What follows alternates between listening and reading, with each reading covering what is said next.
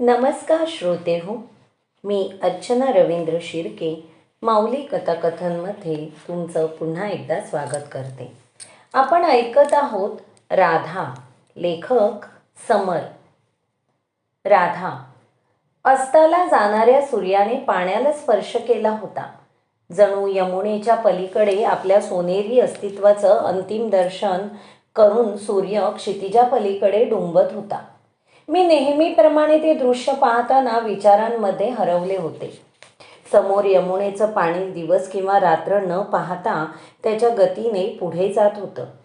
त्या पाण्याप्रमाणेच मानवी हृदयातही असंख्य भावना अविरतपणे वाहतात हे मला पुन्हा जाणवलं.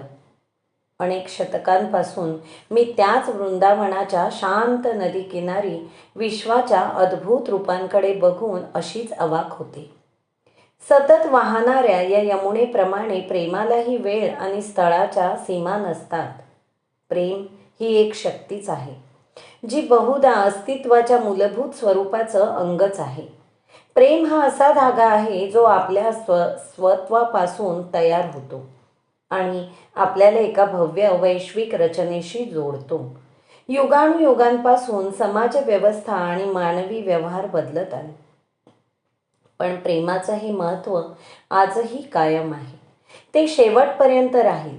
म्हणूनच मला प्रेम हे अस्तित्वाच्या मूलभूत स्वरूपाचं अंग वाटतं. मी अगदी यमुनेच्या काठी बसूनच हे लिहिते, म्हणून या यमुनेप्रमाणे असं लिहिलं. ती माझ्या समोरच आहे. ती सदैव माझ्या समोरच होती. म्हणून मला अनेक गोष्टींना यमुनेचीच उपमा द्यावीशी वाटते. असो, मी फक्त प्रेमाबाबत बोलणार आहे, लिहिणार आहे. या भूतलावरील अनेक तत्त्वज्ञांनी विविध विचार तुमच्या समोर मांडले, पण कोणतंही तत्त्वज्ञान तुमच्या मूलभूत भावनिक गरजेला स्पर्श करणारं नव्हतं. विश्वाच्या अंतिम सत्यापासून ते ब्रह्मांडात दडलेल्या अनेक रहस्यांबाबत या तत्त्वज्ञांनी विचार केला, पण प्रेमाबाबत कोण बोलणार? ते तर इथेच आहे, अगदी तुमच्या समोर. तेच तुम्हाला हवंय. एक व्यक्ती खरोखर प्रेमाच्या शोधात असेल आणि त्याला किंवा तिला तशीच व्यक्ती भेटली तर त्यांना कोणत्याही तत्त्वज्ञानाची गरज भासत नाही. त्याचं सहजीवन हेच त्यांच्यासाठी सर्वोत्तम तत्त्वज्ञान असतं. म्हणूनच मी फक्त प्रेमाबाबत लिहिणार आहे. प्रेम ही जीवनासारखीच बहुआयामी घटना आहे. तिला भावना म्हणावं की घटना हे मला माहीत नाही. विज्ञान म्हणेल की मेंदूमधील काही रसायनांमुळे आपण प्रेमात आहोत असं वाटतं. तेही खरे, मात्र ती भावना कोणालाही पाहून स्त्रवत नाही. आपल्या अनुभवातून आणि इच्छांमुळे आपल्याला आवडणाऱ्या व्यक्तीचं एक चित्र आपल्या मनात असतं. त्या काल्पनिक व्यक्तीसमान एखादी व्यक्ती आपल्याला भेटली तर आपण प्रेमात पडतो. मग तुमची रसायनं वगैरे काम करतात. ते अनुभव, ती जडणघडण आणि ते काल्पनिक चित्रही प्रेमात पडण्याचाच भाग आहे. तुम्ही म्हणाल, राधेला विज्ञान कसं ठाऊक? तुम्हाला वाटतं की विज्ञान तुमच्याच काळात अस्तित्वात होतं? हा तुमचा गैरसमज लवकरच दूर हो. शिवाय मी आजही तुमच्यात उपस्थित आहे. मी राधाराणी आहे. गोलोक हे माझं निवासस्थान. तरीही मला वारंवार वृंदावनात यावंसं वाटतं. वृंदावनाच्या हृदयात तीच यमुना अखंडपणे वाहते. तिच्या काठी कान्हा वावरायचा. शिवाय या वृंदावनात प्राचीन आणि आधुनिक संकेताचं सहअस्तित्व असूनही प्रेम शतकानुशतके आवर्जून साजरं केलं जातं. मलाही इथे येऊन आमच्या रासलीलेकडे आज तुम्ही कोणत्या दृष्टीने बघता आणि ती रासलीला कशी सादर करता हे बघावंसं वाटतं. त्यामुळे मी इथे येतेच. तुम्ही काय विचार करता आणि कसं जगता हे मला पुरेपूर माहिती आहे. यमुनेच्या लहरींवर पडलेलं सूर्याचं प्रतिबिंब. प्रत्येक जण आपापल्या दृष्टिकोनातून बघतो. काहींना ते प्रतिबिंब सुंदर वाटतं, काहींना त्या प्रकाशाने उजळलेले तरंग प्रेक्षणीय वाटतात. काही जण पाषाणाला पाहिल्याप्रमाणेच त्याकडे बघतात. तसंच प्रत्येक व्यक्ती प्रेमाला आपापल्या विशेष दृष्टिकोनातून बघतो. काहींना प्रेम ही एक मंद वाऱ्याची झुळूक वाटते, जी त्यांच्या हृदयाला स्पर्श करते. काहींना हे एक वादळच वाटतं, मी जिला भेटले, जी त्यांच्या हृदयाला स्पर्श करते. तिच्यासाठी प्रेम ही मंद वाऱ्याची झुळूकही होती आणि वादळही. ती खरंच एक वेगळी मुलगी होती. प्रेमाबाबत आपण अधिक गांभीर्याने विचार करायला हवा असं म्हणण्यामागे अजून एक कारण आहे. प्रेम आपल्याला आकार देतं आणि आपल्या जीवनावरच अमिट छाप पाडतं. तुम्हीच विचार करून पहा, तुम्ही तुमच्या तारुण्यात प्रेमविवाह केला नसेलही, पण लग्नानंतर तरी काही प्रेमाचे क्षण तुम्ही निश्चितच अनुभवले असतील. प्रेम हे तात्पुरतं किंवा क्षणिकही असू शकतं. एक असा क्षण जो आपण कायमचा जपतो. प्रेम चिरस्थायीही असू शकतं, जे काळाच्या कसोटीवर टिकून राहतं. तसं प्रेम आयुष्यभर पुरतं. सांगण्याचा हेतू असा की तुम्ही यापैकी कोण्या एका प्रकारचे तरी प्रेम निश्चित केलं असेल. त्याने आपल्याला कसा आकार दिला याचा विचार केल्यावर लक्षात येतं की प्रेम खरोखर शक्तिशाली आहे. त्याच्यात जीवनाला आकार देण्याची ताकद आहे. मग त्याचा विचार का होऊ नये? आणि प्रेमाच्या या शोधात आनंद आणि वेदना आपल्या वाट्याला येतातच. विश्वात अनेक गोष्टी अशाच विचित्र असतात. जी व्यक्ती मनापासून प्रेम करू शकते, तीच मनापासून द्वेषही करू शकते. जो मुलगा अंगुलीमालसारखा कठोर हत्यारा होऊ शकतो, तो जीवनाचं सत्य जाणून घेण्यासाठी सर्वस्वाचा त्याग करून भिक्षू होऊ शकतो. जी क्लिओपॅट्रा राणी ज्युलियस सीझरवर मनापासून प्रेम करू शकते, तीच रोमनांची हिंसाही घडवू शकते. इतक्या शतकांमध्ये मी अशी कितीतरी उदाहरणं पाहिली आहेत. त्यामुळे प्रेम हा आनंदाचा स्रोत होतोच. पण तेच प्रेम वेदना, अश्रू आणि दुःखाचं मूळही असू शकतं. बहुधा या भावनांच्या परस्पर संवादामुळेच प्रेम हे मानवी अनुभवाचं सर्वात गहन रूप ठरतं. श्रावणीच्या जीवनातही एकाच व्यक्तीच्या प्रेमाने तिला सर्वाधिक आनंद दिला होता आणि सर्वाधिक दुःखही दिलं होतं. प्रेम या दोन्ही गोष्टी कशा देऊ शकतं हे तिला समजत नव्हतं. प्रेमाचं अजून एक वैशिष्ट्य मला आवर्जून सांगायला हवं. प्रेम करणाऱ्या व्यक्तीच्या मनात हळूहळू विश्वात्मक प्रेम जागृत होऊ शकतं. ते केवळ मित्र, मुलं, भूमी, कुटुंब आणि परंपरांवर न राहता संपूर्ण विश्वाबाबत वाटतं. याचा अनुभव प्रत्येकाला आला नसेलही. एका व्यक्तीवर निस्वार्थ आणि अगदी मनापासून प्रेम केलं तरच ते कालांतराने वाढतं. या प्रक्रियेत खंड पडला किंवा नात्यात मिठाचा खडा पडला तर पूर्वी म्हटल्याप्रमाणे प्रेम द्वेषातही बदलू शकतं. तो टप्पा यशस्वीपणे पार केला तर खरोखर विश्वात्मक प्रेमाची अनुभूती होऊ शकते. प्रेम हे समुद्राच्या काठी असणाऱ्या वाळूसारखं असतं. ते कधीही बदलत नाही, पण ते कधीही स्थिर नसतं. तुमचा समुद्र त्या वाळूत किती ओलावा निर्माण करू शकतो यावर अनेक गोष्टी ठरतात. तुम्ही हे अनुभवलंच असेल की ओली वाळू घट्ट असते आणि कोरडी वाळू चटकन हातातून निसटते. मी प्रेमाबाबत बोलते, लिहिते आणि अर्जुन कृष्णाचा उल्लेख केलेला नाही आहे हे बघून तुम्हाला आश्चर्य वाटलं असेलच. मी त्याच्याविषयी बोलणार नाही असं होईल का? मी त्याच्याविषयी भरभरून बोलणार आहे आणि तुम्हाला आमची कथाही सांगणार आहे. शिवाय मी कृष्णालाही तुमच्याशी या स्वरूपात संवाद साधण्याचा आग्रह करणार आहे.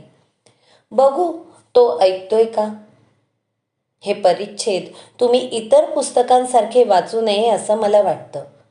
प्रेम म्हणजे अमुक किंवा प्रेम म्हणजे तसं हे तुम्ही कवितेप्रमाणे वाचल तर माझा हेतू सफल होणार नाही. मी जे म्हणते ते तुम्ही क्षणभर थांबून विचारात घ्या.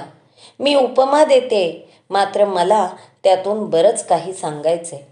आपण अनेक विचार ऐकतो किंवा वाचतो आणि ते आपल्याला आवडतातही.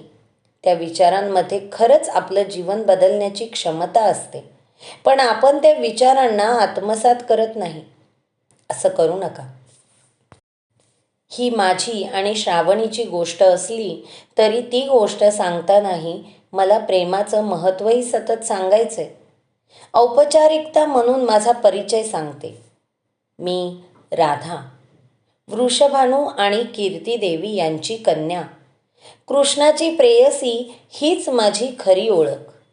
मी श्रीकृष्णांची पत्नी आहे. तुम्ही मला कृष्णाची प्रेयसी म्हणून ओळखता. पत्नी ही प्रेयसी असतेच म्हणून मला त्याबाबत वाईट वाटत नाही. पण आमचा विवाह झाला होता इथेच, वृंदावनाजवळच. मी कृष्णाशिवाय मी राहू शकत नाही. म्हणूनच मी गोलोक सोडून त्यांच्यासह तुमच्या पृथ्वीवर जन्म घेतला. ती गोष्ट तुम्हाला आवर्जून सांगायलाच हवी. कारण वृंदावनातून फिरताना मी माझ्याविषयीच बऱ्याच आख्यायिका ऐकल्या आहेत. कुणी म्हणतं माझा कृष्णाच्या छायेशी विवाह झाला, तर कुणी म्हणतं मी आजन्म कृष्णाच्या प्रतीक्षेत तशीच राहिले. सर्व आख्यायिकांमध्ये कृष्ण आहेच. त्याच्याशिवाय माझी आख्यायिकाही पूर्ण होणार नाही. आज माझी खरी कथा तुम्हाला आज सांगायलाच हवी. वराह कल्पामध्ये पृथ्वीवर राक्षसांनी थैमान घातलं होतं.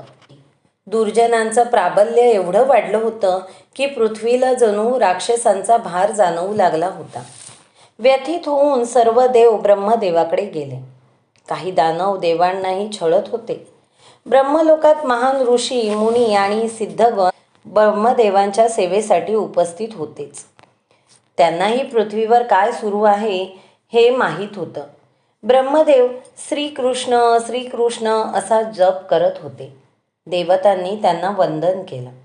त्या सर्वांच्या चिंताग्रस्त मुद्रेकडे पाहून ब्रह्मदेव म्हणाले, तुम्ही कोणत्या उद्देशाने आला आहात?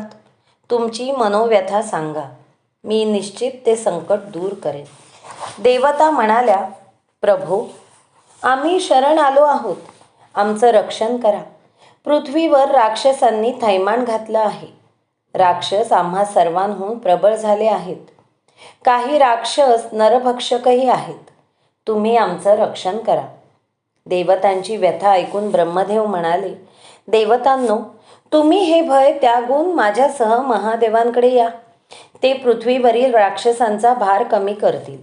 त्यांचे तांडव पाहून सर्व असुर भयभीत होतात. आपण त्यांच्याकडे जायला हवं. ब्रह्मदेव इतर देवता आणि ऋषींसह महादेवांकडे गेले. त्यांनी महादेवांना ती व्यथा सांगितली. तेव्हा महादेवांनी त्या सर्वांना श्रीहरीकडे जाण्याचा उपदेश दिला. ते स्वतः सर्वांसह वैकुंठ धामात जाण्यासाठी निघाले. या सृष्टीची निर्मिती ब्रह्मदेवांनी केली. तिचा प्रतिपाळ करण्याचे कार्य श्रीहरींनी स्वीकारले होते. देवतांवर आलेले संकट ऐकून श्रीहरींनी राक्षसांचा संहार करण्यासाठी आणि सत्कर्मनिष्ठ समाजव्यवस्थेचे पुनर्निर्माण करण्यासाठी पृथ्वीवर अवतार घेण्याचा निर्णय घेतला. त्याचा निर्णय ऐकून सर्व देवतांना आनंद झाला. त्यांनी आनंदून श्रीहरींची स्तुती गायली व त्यांचे आशीर्वाद घेतले. त्यानंतर श्रीहरी अर्थातच श्रीकृष्ण स्वतः गोलोकात आले. त्यांनी आम्हा गोपिकांना बोलावून सूचना दिली. गोप आणि गोपींनो, ऐका. तुम्ही सर्व नंदरायांच्या उत्कृष्ट व्रजात जन्म घ्या. राधिके, तू ही वृषभानूंची कन्या म्हणून जन्म घे. वृषभानूंच्या पत्नीचे नाव कीर्तिदेवी आहे. ती सुबलांची कन्या आहे आणि महालक्ष्मीच्या अंशातून पृथ्वीवर प्रकट झाली आहे. स्त्रियांमध्ये तिला आदराचं स्थान आहे. प्राचीन काळी दुर्वासांच्या शापामुळे व्रजमंडलातील एका गोपाच्या घरी तिचा जन्म झाला. त्याच कीर्तिदेवींची कन्या म्हणून तू जन्म घे. आता त्वरित नंद व्रजाकडे जा. ते ऐकून मी भारावलेच. माझ्या डोळ्यातून नकळत अश्रू वाहू लागले. श्रीकृष्ण मला त्यांच्यापासून दूर का पाठवत आहेत? अकस्मात व्रजभूमीत मी का जावं? असं काय झालं बरं मला पृथ्वीवर जाण्याचं सांगून ते वैकुंठी परत जात होते. मला प्रश्न विचारण्याची ही संधी मिळाली नाही. एक मौल्यवान रत्नांनी सुशोभित केलेलं विशाल विमान गोलोकात आलं. श्रीहरी त्या विमानाकडे निघाले. मी त्यांना थांबवून म्हणाले, नाथ, मला काहीतरी सांगायचं आहे. माझा आवाज ऐकताच ते थांबले. मी काय बोलणार आहे याची त्यांना कल्पना असावीच. तुमच्यापासून दूर जाण्याच्या विचारानेच माझे हृदय दुःखाने व्याकुळ होतं. मन अस्वस्थ होत आहे. तुम्ही समोर असताना क्षणभरही माझी पापणी लवत नाही. मग तुमच्याशिवाय मी एकटी मनुष्य लोकात कशी जाऊ? तुम्ही मला वचन द्या. तुम्ही तिथेही माझ्यासह निवास करायला हवा. किती दिवसांनी तुम्ही गोकुळात येऊ शकाल? मला ते आत्ताच सांगा. तुम्हाला पाहिल्याशिवाय पृथ्वीवर एक क्षणही युगासारखा वाटेल. तुमच्याशिवाय मी तिथे कोणाला पाहणार? कुठे जाणार? मी प्रश्नांचा भडीमार केला. ते शांतपणे म्हणाले, तू निश्चिंतपणे वृषभानूंच्या घरी जन्म घे. मी मथुरापुरीत देवकीच्या पोटी जन्म घेईन. कंस त्यांना निश्चितच बंदिस्त करून कारागृहात डांबून ठेवेल. तिथून सुटण्याचे निमित्त साधून मी गोकुळात तुझ्याजवळ येईन. मात्र त्यानंतर काही काळ आपल्याला वियोग सहन करावा लागेल, कारण मला मथुरेला जावं लागेल. कंसासह अनेक राक्षसांचा वध करणे हेच माझ्या अवताराचे उद्दिष्ट असेल. त्यानंतर आपण पुन्हा गोलोकात एकत्र येऊच. मी म्हणाले, तो काळ माझ्यासाठी अतिशय कठीण असणार आहे, कारण मी तुमच्याशिवाय इतर कोणाचाही विचार करू शकत नाही. जर आपण खरंच पृथ्वीवर अवतरणार असू तर मला एक वर द्या. मधुसूदना, शरीर आणि सावली एक नसूनही अविभक्त असते. त्याचप्रमाणे आपणही सदैव एकत्र असू. आपण प्रेमाच्या बंधनाने बांधलेले असू. क्षणभरही मला तुमचा विसर पडू नये. मला हे वरदान द्या. देवी, शरीराशिवाय आत्मा कुठे राहील आणि आत्म्याशिवाय शरीराचा उपयोग काय? आपणही असेच आहोत. जिथे आत्मा तिथे शरीर, आणि आपण एकच आहोत. मी प्रणाम करून श्रीकृष्णांचा निरोप घेतला. त्यांची मधुर वाणी ऐकून माझं हृदय भरून आलं होतं. मी ओल्या नेत्रांनी त्यांच्याकडे बघत होते. त्यांनी वैकुंठाकडे प्रस्थान केलं. पुढे माझा जन्म कसा झाला, मी कृष्णाला कशी भेटले आणि आमचा विवाह कसा झाला हे तुम्हाला पुढे कळेलच. तर मी अशी गोलोकात राहणारी श्रीकृष्णांची प्रिय राधा राणी होते. श्रीकृष्णांच्या सांगण्यानुसारच मी तुमच्या मानव लोकात जन्म घेतला. इथे येऊनही माझ्या प्रियकरावर तसंच आणि तितकंच प्रेम केलं. बहुधा आमचं रोमांच पर्व ऐकून श्रावणीचा प्रेमविषयक दृष्टिकोन बदलेल किंवा तिला नवी दिशा मिळेल. मला तिला भेटायचं होतंच.